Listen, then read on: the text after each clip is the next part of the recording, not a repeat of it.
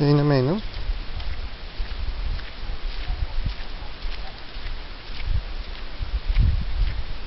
Sėdėt. Komandų kompleksas per atstumą. Na, 5-8 metrai.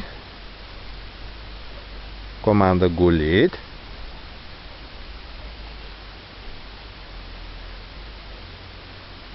Komanda sėdėt.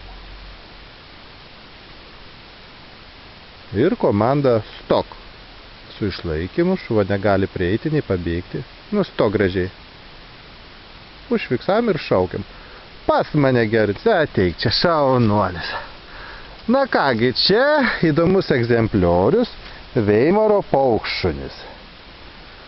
Na, kodėl, kaip sakyti, įdomus? Na, pirmas dalykas tai medžioklinė veislė. Na, o medžioklinė, kaip žinome, sunkiai dresiruojasi.